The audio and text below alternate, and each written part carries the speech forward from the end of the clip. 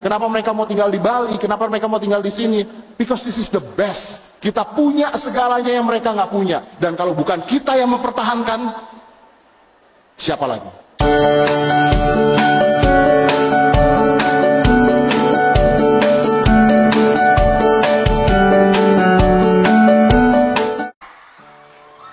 Apa kabar semuanya? Terima kasih banyak atas perhatiannya semua nih teman-teman yang luar biasa dari Unila. Cinta banget sama kalian. Saya gini tuh malu loh padahal. Pertama-tama tapi saya terima kasih dulu untuk Kementerian Pertahanan, Jenderal. Terima kasih banyak atas kepercayaannya. Dan terima kasih Ibu untuk kepercayaannya juga. Saya tadi nih ngelihat openingnya dari Unila sudah luar biasa. Sebuah tarian tentang tidak keadilan. Sebuah tarian tentang yang namanya hukum dan keadilan itu kadang-kadang timbang sebelah. Jadi luar biasa adik-adik sekalian, belum apa-apa sudah ngeritik pemerintah. Bagus. Bagus. Dan ini saya senang sekali karena tadi informasinya ada sekitar 4.000 orang di ruangan ini. Ada yang online sekitar 7.000 orang yang menyaksikan ini. 7.000 orang, bayangin 7.000 orang. Itu kalau demo.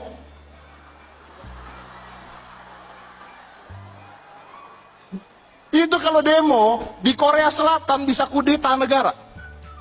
Itu kalau demonya di Indonesia bisa merubah keputusan DPR.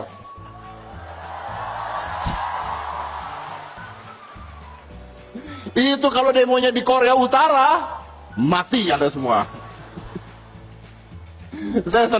Saya senang banget. Tapi kemarin ini kita ngobrol aja ya, karena saya lebih senang tanya jawab. Cuman kemarin tuh saya ngikutin demo karena saya ngeliat ini banyak nih kalau demo luar biasa. Kemarin saya ngikutin demo yang ada di Indonesia ketika di DPR itu.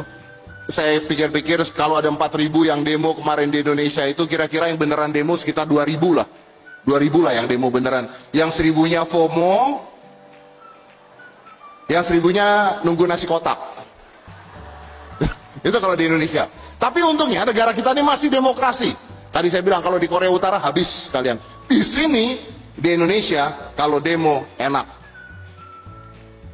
Pagar DPR bisa diturunin. Nggak ada yang bayar tuh. Pagar DPR bisa diturunin. Tukang cangcimen masih jualan di tengah-tengah demo.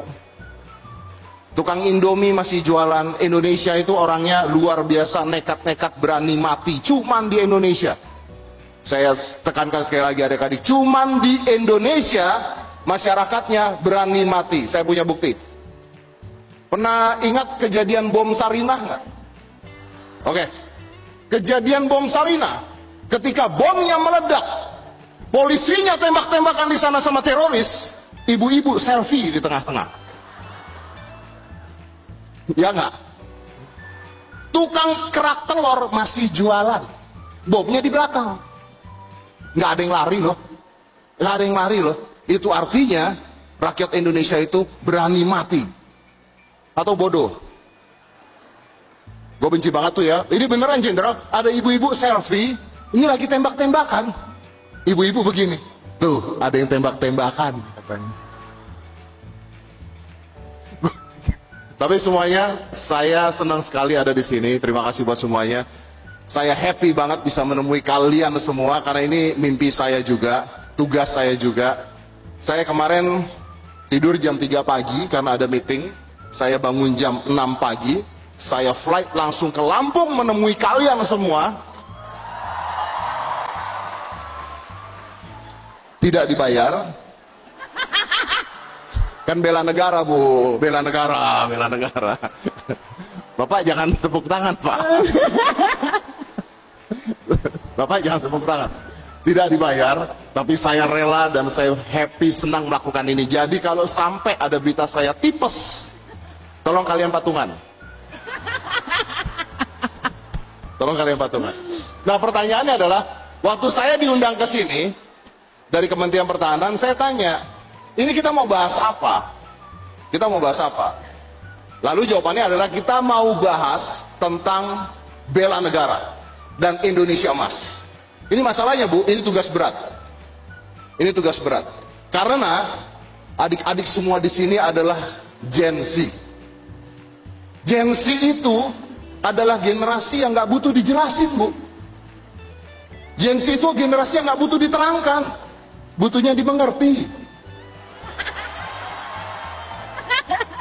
Ya kan? Ya, anak gue 2 Gen Z, soalnya kalau dijelasin nggak bisa, butuhnya dimengerti. Makanya saya dikirim ke sini Bu.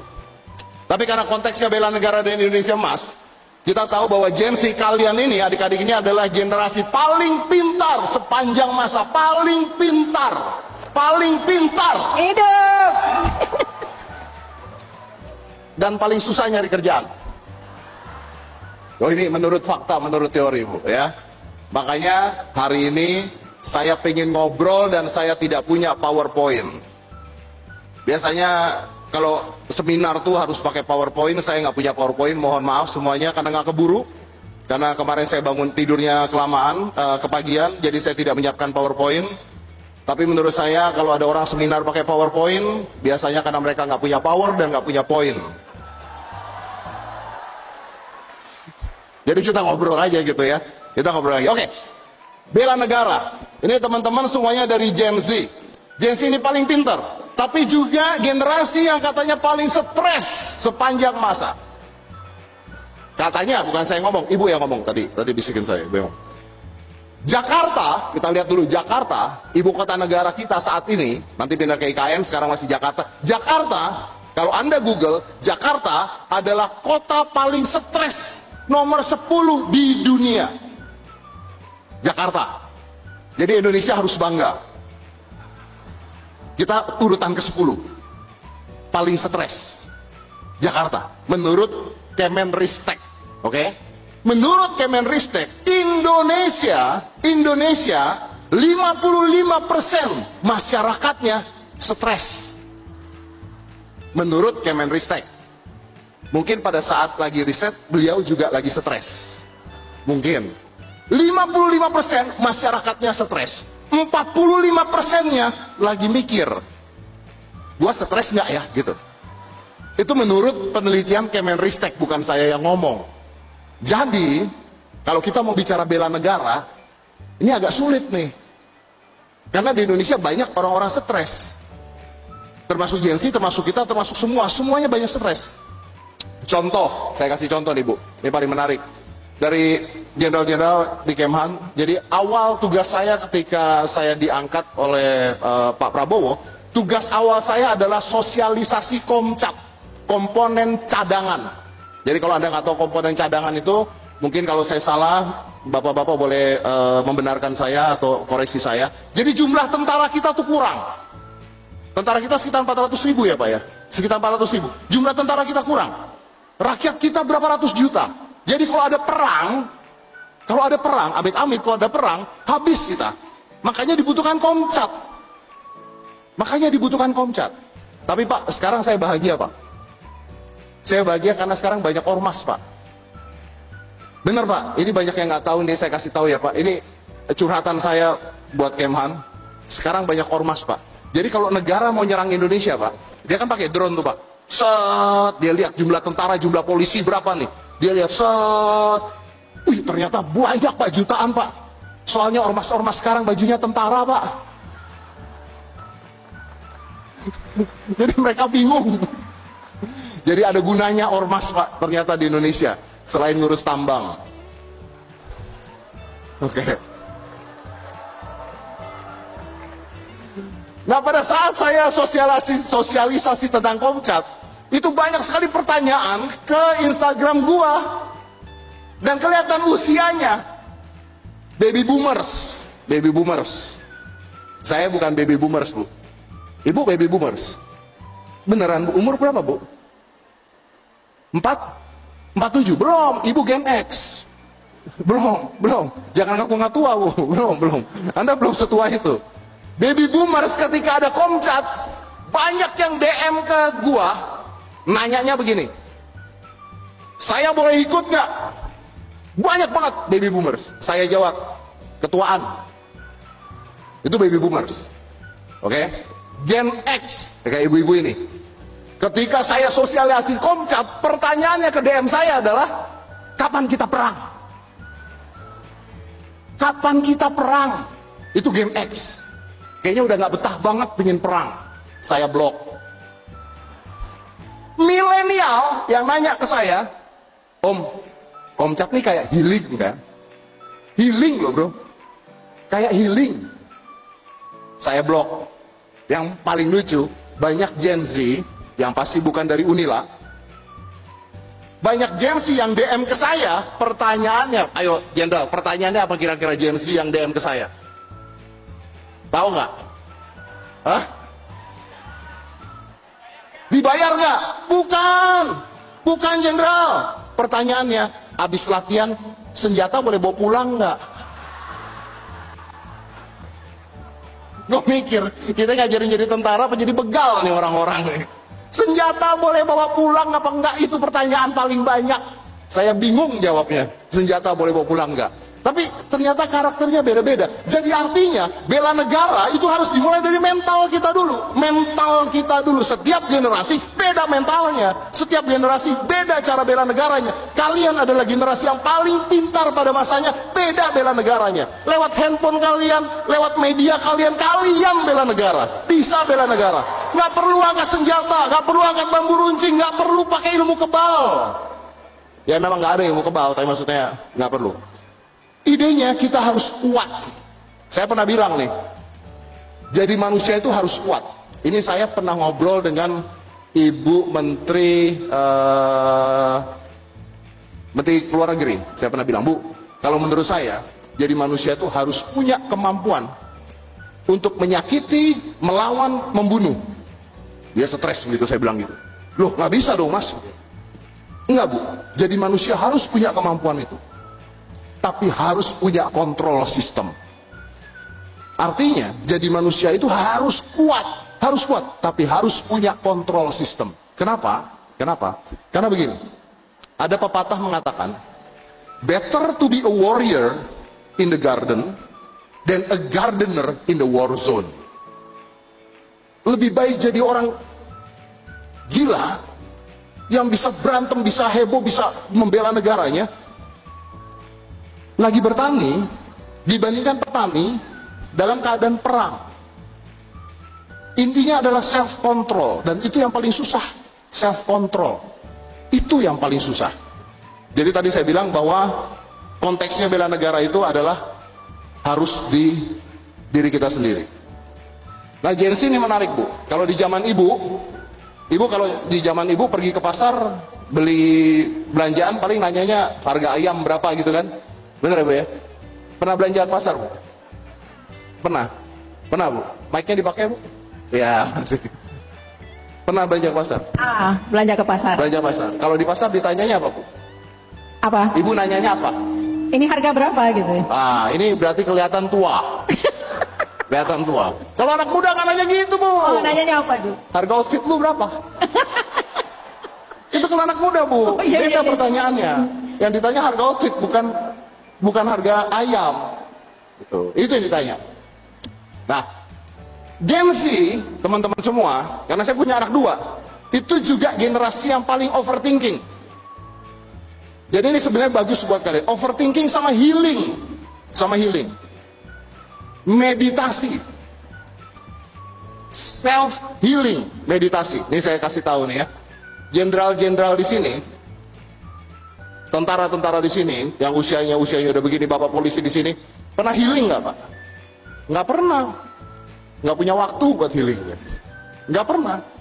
Bapak-bapak di sini, kalau dulu dimarahin sama guru, pulang ngadu sama orang tuanya, dimarahin lagi nggak Pak? Dimarahin. Zaman sekarang Pak, dimarahin sama guru, masuk polisi itu gurunya Pak. Beda Pak. Ini pertanyaan paling bagus ya. Ini serius nih. Gue paling kesel banget ketika ada orang ngomong ke saya, Om Dad, Anda tuh pernah healing nggak? Percaya apa enggak? Orang-orang zaman dulu setiap hari healing. Percaya apa enggak? Setiap hari healing. Saya kasih contoh. Zaman dulu yang namanya naik bus, pemandangan kita hanya lihat kipas angin. Kalau busnya mahal, yang kita lihat AC bocor. Jadi 2 jam diem ngeliatin AC bocor, itu healing. Itu healing. Bener nggak Pak? Ya kan? Oke. Zaman dulu kalau nungguin orang datang, nungguin doang. Saya mau ngomong yang agak kasar nih. Saya mau ngomong agak kasar. Ibu pernah pup? Pernah ya? Pernah. Berarti nggak sakit, berarti pernah pup. Zaman dulu yang namanya pup itu pup doang. Nih kalau bapak-bapak di sini jenderal-jenderal, zaman dulu kalau namanya pup doang. Saya nanya, sejak kapan kalian terakhir pup doang? Nggak pernah kan? Nggak pernah kan? Pasti kalau pup pegang handphone kan? Iya kan? Enggak. Kalian tidak pernah merasakan enaknya pup doang. Tanya ibu, pernah pup doang bu? Belum pernah pup? Udah. Pernah pup nggak megang apa-apa bu? Iya dong. Zaman kapan itu bu? Sejak ada ini lah ya. Waktu tidak ada handphone? Iya. Nah itu namanya healing. Jadi zaman dulu tuh seperti itu. Zaman sekarang semuanya berubah. Yang salah siapa? Yang salah siapa? Bukan kalian. Yang salah siapa? Generasi sebelum kalian. Karena generasi sebelum kalian pingin generasi setelahnya hidupnya lebih baik. Hidupnya lebih baik. Generasi ayah saya ingin saya lebih baik. Kakek saya ingin ayah saya lebih baik. Saya ingin anak saya lebih baik. And that's the problem. Karena ada quotes-nya, hard times, masa sulit, create a strong man, membuat orang-orang hebat. Strong man create an easy time, membuat masa yang enak. Easy time create a weak man. Masa yang enak membuat orang-orang yang lemah. Dan nanti akan balik. Orang-orang yang lemah akan membuat lagi masa yang sulit. So ini muter terus. Jadi kalian, Gen Z, jangan pernah mau jadi orang lemah. Jangan pernah mau jadi orang lemah. Ini Indonesia bos. Negara-negara lain pingin negara kita. Jangan pernah mau lemah. Jangan pernah mau menyerah. Jangan sedikit-dikit healing, sedikit-dikit capek, sedikit males. No. Lawan kalian satu dunia. Jangan pernah mau lemah. Dan pola pikir orang Indonesia, ini fakta. Silakan di Google. Fakta. Kalian yang ada di sini adalah orang-orang yang punya privilege luar biasa. Orang-orang yang diberkati luar biasa. Teman-teman semua, adik-adik semua yang di sini, kalian semua yang ada di sini adalah orang-orang yang beruntung. Kenapa? Google. Google rata-rata IQ orang Indonesia. Ada yang tahu nggak? Ada yang pernah Google nggak? Ibu kalau Google, oh lagi Google, ibu lagi Google. Ibu lagi Google. Google. Saya kasih fakta ya, bukan saya yang ngomong ya, berdasarkan riset dan perhitungan. Rata-rata IQ orang Indonesia 78. Ada yang kaget nggak? 78. King Kong 80. Google. King Kong 80 yang pinter. Rata-rata IQ orang Indonesia 78. Kalian yang di sini, saya nggak yakin 78. Kalian yang di sini artinya punya tugas untuk mencerdaskan bangsa dan negara dan semuanya supaya Indonesia bisa maju, supaya Indonesia mencapai Indonesia Emas 2045. Ini tugas kalian semua. Karena saya nggak yakin yang di sini 78 IQ-nya. Tapi rata-rata IQ-nya 78. Itu yang kita harus rubah. Dan saya sudah capek, ini jujur Bu, saya sudah capek dengan pembodohan masyarakat yang teman-teman adik-adik harus hindari. Contoh, kita bisa memilih apa yang kita tonton. Tontonan bebas, terserah, tapi kita bisa milih. Ada yang masih nonton TV nggak di sini? Nggak ya, oke. Ya nggak apa-apa, masih nonton juga nggak apa-apa. Pernah nonton sinetron Azab nggak? Nggak. Pernah? Itu yang 78 IQ-nya. Nggak pernah? Ya, oke. Sinetron Azab. Ini saya contoh paling sederhana. Saya pernah sekali-kali coba nonton sinetron Azab. Namanya, judulnya azab anak durhaka mati tertimpa semen. Saya penasaran dong, anak durhaka mati tertimpa semen itu seperti apa gitu ya. Saya tonton nih film. Dan menurut saya ini pembodohan. Masyarakat kita bukan jadi sayang sama orang tua, masyarakat kita takut sama semen. Ini saya ceritain. Bapak ada yang pernah nonton, Pak? Belum, Pak? Saya ceritain, Pak, ini cerita bagus banget, Pak. Anak durhaka mati tertimpa semen, judulnya itu, Pak. Jadi ada seorang anak, dia durhaka pada ibunya. Dia marah-marah sama ibunya. Lalu ibunya mengatakan, kamu anak durhaka. Ibunya gitu. Kamu satu saat akan menerima azab. Lalu dia menikah dengan wanita. Wanitanya juga galak dengan ibunya. Lalu ibunya sakit. Dia datang ke ibunya, Pak. Dia bilang, ibu, saya tidak peduli pada kamu. Saya lebih sayang istri saya. Ibu tidak berguna. Pada saat itu ada bangunan di depan lagi ngecor semen. Lalu semennya jatuh. Begitu semennya jatuh, anak ini ngelihat semen jatuh, piur ke kakinya. Lalu dia meringkuk, Pak. Oh tidak. Semennya makin lama makin naik. Makin lama makin naik. Dia terkubur oleh semen. Ibunya menggali-gali, akhirnya dia jadi patung semen. Maksud gua gini. Kan bisa ya, semennya jatuh, cor, minggir.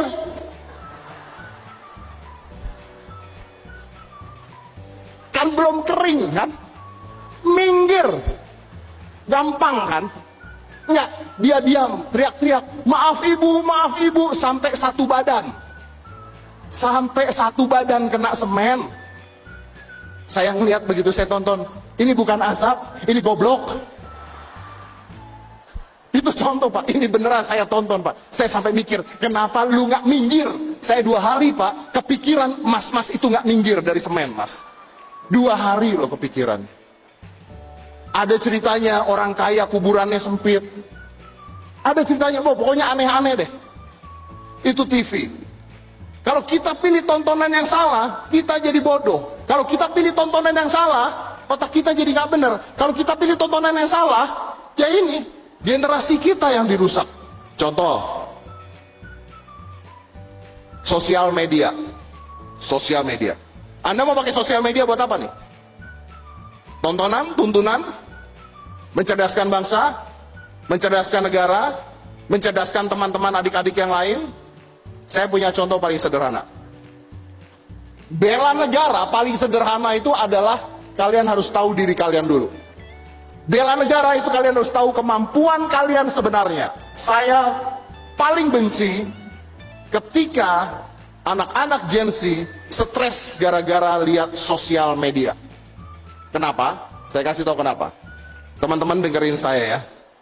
99% yang Anda lihat di sosial media adalah bohong. 99% postingan di sosial media bohong. Termasuk saya kalau posting. Benar. Karena saya tidak mungkin posting pada saat saya sakit. Saya tidak mungkin posting pada saat saya lagi jelek. Saya tidak mungkin posting pada saat lagi terpuruk. Saya pasti posting pada saat saya lagi keadaan prima dan terbaik. Apa yang terjadi?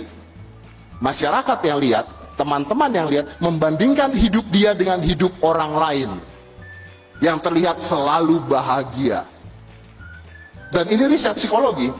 Kenapa manusia sekarang gampang stres? Karena membandingkan dirinya dengan orang lain. Zaman dulu, keluarga ibu-ibu bandingkan dirinya dengan tetangga. Tetangga baru beli kulkas, dia belum bisa beli kulkas. Zaman sekarang kita buka Instagram, buka TikTok dan buka semuanya, kita lihat orang lain happy hidupnya. Psychologically kita membandingkan diri kita dengan diri orang lain. Stres. Saya pernah kejadian di mall. Saya lagi jalan di mall, tiba-tiba nih Bu, biasa kalau lagi jalan di mall tuh ada orang minta foto. Ada orang minta foto, tapi fotonya tuh dari belakang. Jadi kalau lagi jalan tiba-tiba kameranya udah di depan, Om Ded foto gitu. Jadi pakai kamera depan gitu Bu ya. Om Ded foto, oh ya ayo. Jadi saya nggak sempat ngeliat kan. Ayo set ke depan. Percaya nggak ya? Begitu saya lihat itu kamera, saya belum pernah melihat wanita secantik itu seumur hidup saya. Beneran. Set, mau foto, wih cantiknya luar biasa. Lalu saya mendekat, karena cantik. Cantiknya luar biasa. Saya deg-degan, karena seumur hidup saya belum pernah melihat wanita secantik itu. Lalu saya lihat muka saya di handphone tersebut, saya juga cantik. Tiba-tiba saya pakai lipstick. Tiba-tiba saya lancip. Tiba-tiba saya ada eyeshadow-nya. Langsung saya mikir, ini kayaknya filternya 4 kali. Saya takut nengok. Kalau nengok ternyata kecewa nanti. Jadi yang kita lihat di sosial media, hampir semuanya bohong. Hampir semuanya bohong. Nah sekarang kita bicara bela negara. Bela negara. Oke. Indonesia ini negara yang luar biasa, penuh kebudayaan. Penuh kebudayaan. Negara Indonesia ini budayanya ratusan, bahasanya ribuan. Oke? Saya setuju dengan itu. Negara lain nggak punya seperti itu. Tapi ada tapinya. Tapi ada tapinya. Negara lain, Cina, lagi eksperimen membuat matahari buatan. Oke?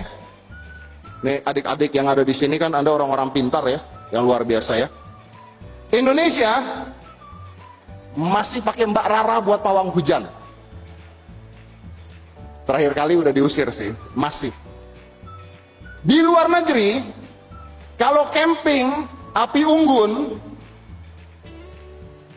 orang ngumpul malam-malam di kemah, tengahnya api unggun. Di Indonesia, berita yang masuk, orang ngumpul malam-malam, tengahnya bukan api unggun, kesurupan. Kesurupan. Saya paling kesal kalau nonton film horor Indonesia. Paling kesal. Menurut saya itu pembodohan. Ada bunyi kretek, kretek, kretek, kretek. Ada bayangan lewat, zet. Disamperin. Disamperin. Lari. Lari, enggak. Disamperin. Di Indonesia, ospek yang meninggal banyak. Di negara lain, koruptor digantung. Di Indonesia digantung. Hukumannya digantung. Hukumannya. Jadi nggak apa-apa. Kalian kalau mau mengkritik pemerintah silahkan. Karena itu untuk kemajuan kita. Tapi kritik harus memberikan solusi. Tapi kritik harus pada tempatnya. Tapi kritik harus benar. Yang tidak boleh adalah menyebarkan hoax. Kritik silahkan. Saya sering banget ngeritik. Sering banget. Nggak apa-apa. Dan yang paling penting kita jangan pernah mau diadu domba. Pernah baca risetnya? Kalau tidak percaya Anda Google. Tahun 2014 kalau salah. 2014 perceraian di Indonesia itu 70%. Cerai 70%. Silakan di Google. 70%. Saya cari tahu kan, kenapa cerainya? Ada 2 faktor utama cerai. Kira-kira apa? Ada yang tahu nggak? Apa? Ekonomi ya. Jadi ada 2 faktor cerai tahun 2014 kalau nggak salah, silakan di Google. Faktor pertama adalah ekonomi. Faktor kedua adalah pemilu.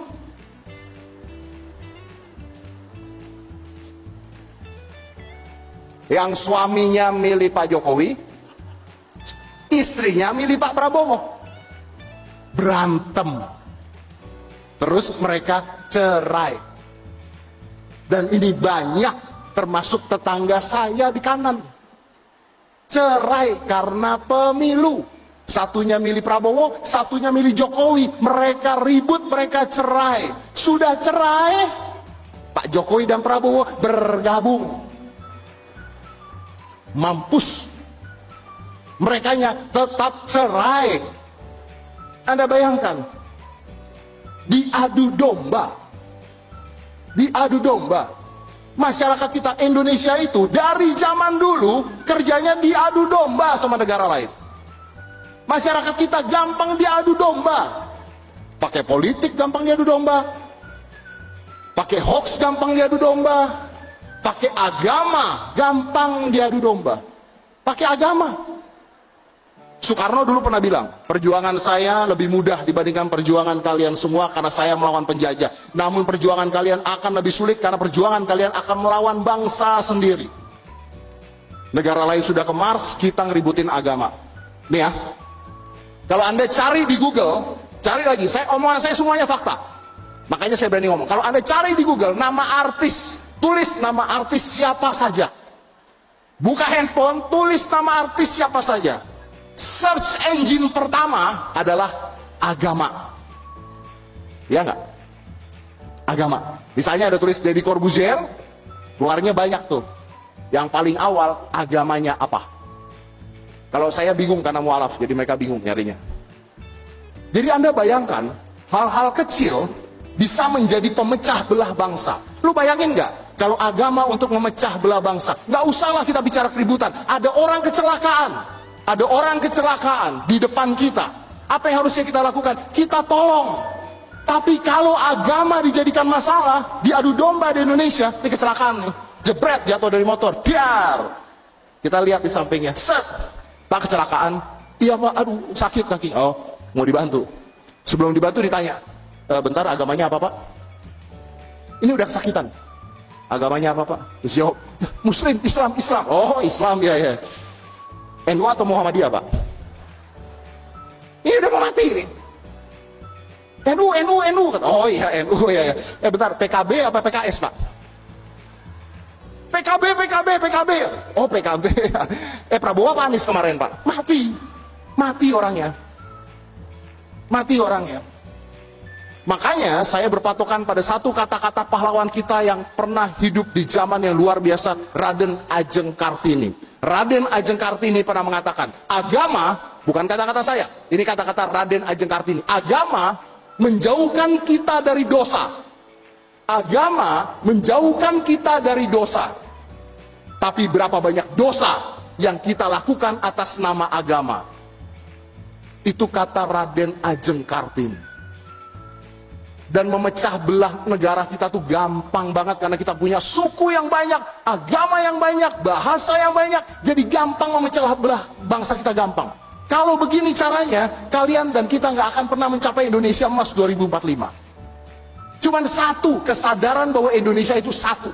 Kesadaran bahwa kita bisa maju, kesadaran bahwa semua adik-adik di sini bisa maju untuk bangsa dan negara, membuat bangsa lain melihat negara kita, menghargai, menghormati negara kita.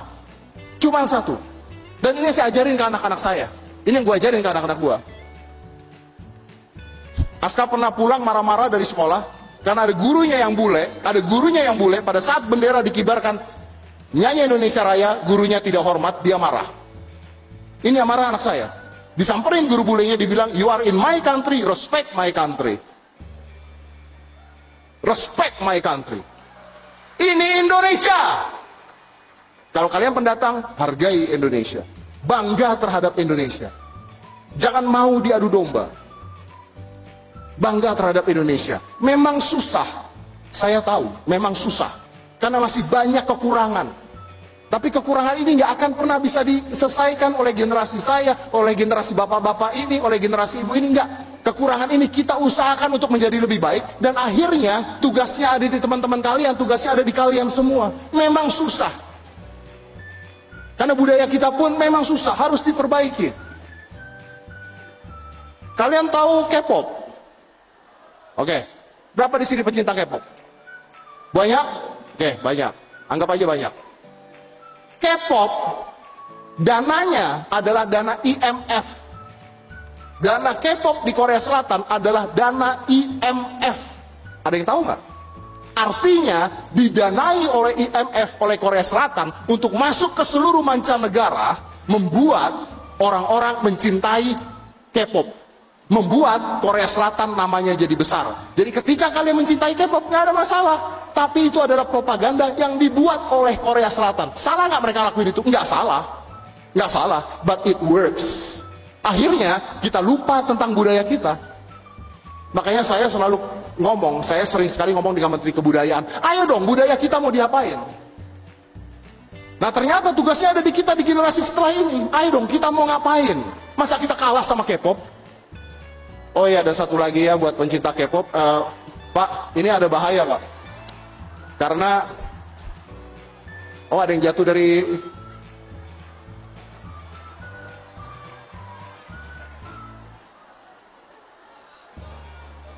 Kenapa itu kenapa?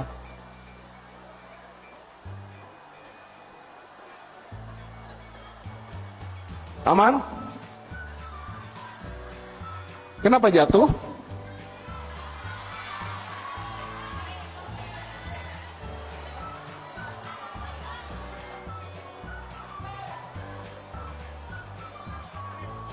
Listrik koslet kesetrum? Enggak.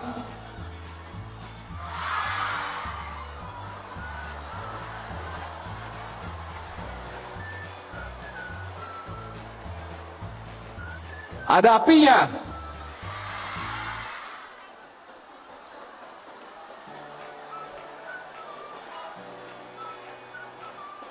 Coba dicek dulu aman enggak?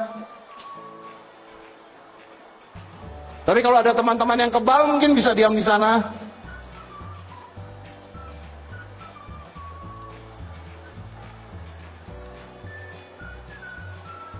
Aman? Aman ya? Aman ya? Nanti tiba-tiba gue lagi ngomong duar gitu kan gak lucu.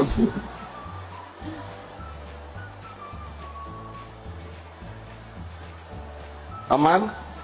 Karena saya nggak pengen kenapa-napa nih kalian. Ya, silakan dilanjutkan. Aman ya? Aman. Oke. Kalau gitu saya lanjutkan cepet aja. Kita lanjutkan cepet aja. Intinya adalah kita ingin Indonesia mencapai Indonesia emas. Kita ingin Indonesia menjadi yang terbaik. Dan hal itu hanya bisa terjadi di adik-adik kalian semua. Kalian bukan anak kecil. Kalian tidak perlu didikte lagi. Kalian sudah punya tanggung jawab. Tanggung jawab.